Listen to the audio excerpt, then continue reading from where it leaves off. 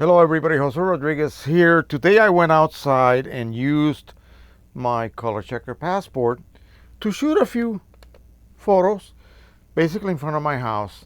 I took my close-up of the upper section. Later on I will do videos on how to use the lower section, and that has its own special uses for slight changes in color balance. Once you have this done, you can come down here and actually change the color balance by clicking on any one of these squares here.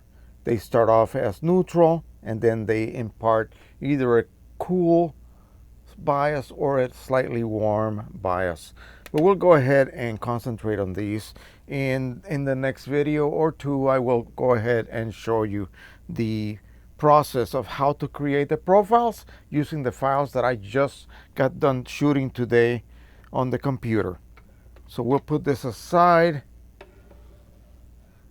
I wanted to talk about all of this process that you go through in order to come up with the most accurate rendition out of the camera. Of course, it's going to come out of the camera inaccurate because the sensor cannot reproduce every single color it sees. And no matter what you do, even with the color checker, you cannot really bring that back to the most exact condition. It's going to be 99.9, but never perfect. But you want it as close as you possibly can. So that is great. Like I said earlier, if you want to do some documentary type photography, what you see is what you get. You don't want to impart any kind of artistic effect to your photographs. But it's also nice to begin with an accurate image to begin with. And then you can go ahead and apply whatever effect you want on it. Use your artistic brain as much as you want. Make that image your own. Well, let me show you just very quickly here. This is a shot. By the way, I took a lot of snapshots. I didn't really concentrate too much on making, Ansel Adams type work out of Disney World. No. We are about to walk under a gigantic Apatosaurus. Used to be called a Brontosaurus. Well, this thing is about 75 feet tall. And this is the opening to the gateway, I guess, to Dino Land in the Animal Kingdom part of Walt Disney World. And as you can see, it is late in the afternoon. The sun is low. My camera apparently used this region here to get the exposure, and it did a good job. But you can tell that the people in the foreground, the people that are under the shadow of this gigantic dinosaur, are practically black. And I believe that one of these is actually Brian, Nathan's dad, but you cannot tell. And here's my wife. She had to rent a scooter because, she's a heart patient. So Animal Kingdom is a very hilly type park. So we always get a scooter so that she can have an easier time of it. And pretty soon I'm going to need a scooter. I'll tell you, that's a lot of walking up and down. Anyway, so here's the unadulterated raw file. I printed it without any kind of editing. So now I want to show you what I did. And I use Anthony Morganti's method. Usually it is preserved for or reserved for landscapes. Hardly ever used for portraiture because it gives you that weird HDR look. And I kind of like it. But it opens up the shadows. It lowers the highlight detail so you don't get any blocking whatsoever on your highlights. And there's a way to control that in Photoshop or Lightroom. So here we go. This is the result. As you can see, it is not what the original rendition was at all. All of a sudden you can see Brian with his hands up on his head going, I can't believe this. There's my daughter wearing a little Chinese hat. Here's my wife. Now you can tell that she's actually wearing a blue or cyan shirt. And you can see everyone's faces. And at the same time, look at the way it brought in that sky detail.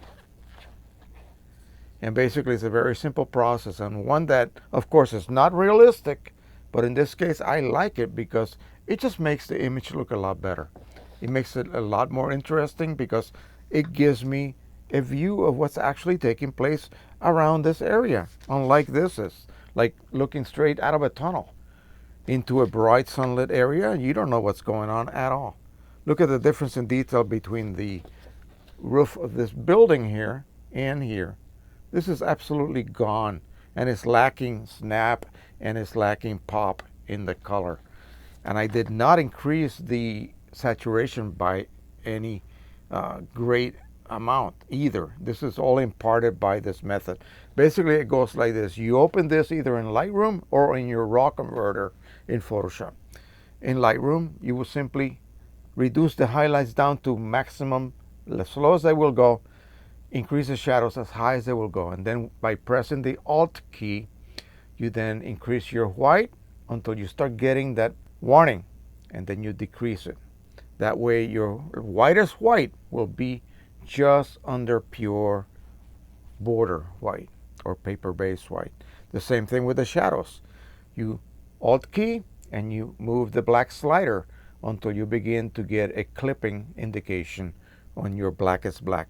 That way you end up with a image that has a complete tonal range from the just above black to just under white, regardless of what the tonal range originally was. Now that will not work with just any old image. If you want an image that will not contain any blacks, well, that's not going to look very natural if you force or expand that tonal range so that it includes a black and a pure white or almost pure white. You may not want that. So you have to experiment and just kind of, check it out and see if that is pleasing to your eye, and just have fun with it. This is what I do with a lot of the landscapes that I shoot up in Gettysburg. A lot of times it's a very drab looking field. It might be a little hazy out. And sure, if I want a documentary shot, I'll use my trusty color checker and we'll arrive at a correct rendition of the actual landscape as I saw it. But often I like to play with the adjustments and just make it my own. And so that is it. Have fun. Do not stick to any kind of parameter that somebody dictates to you. You are the boss. You are the author of your final image. In this case, a print. So go ahead and experiment. Do the best you can. Look at how washed out that area here is. Look at how washed out that area here is. Look at how bright and vibrant it became. Look at that. That is the raw file without any kind of processing. And of course, the beauty of a raw file is that it is not processed by your camera microprocessor. It is sent out to file basically the way it was created or the way the sensor saw it. And that is a really cool thing. That's why working with raw files is so much better than JPEG. JPEG is great if you have a point and shoot and a small capacity card. Yeah, JPEG is about 1/10 the file size, but it has about 1/10 of the information. I often say that instead of having the whole apple, you're working with just the apple core. So that is it. Okay, thank you so much.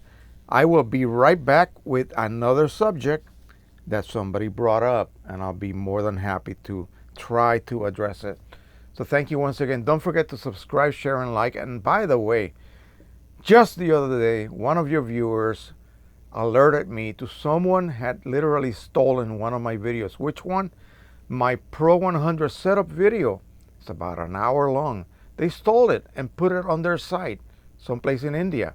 I'm sorry, but that's where it took place. And so I was alerted to it by a good viewer, and I looked into it, and indeed they had taken it without my asking. And of course I filed a copyright claim, which I was awarded the claim because I proved that the video was actually mine.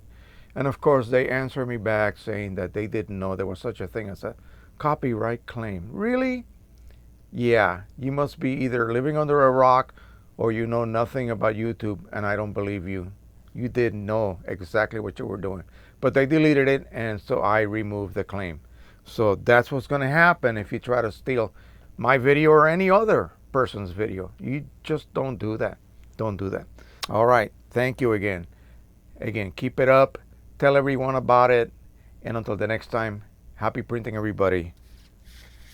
Don't forget to experiment. Please do so. You will discover wonderful things. Bye-bye, everyone.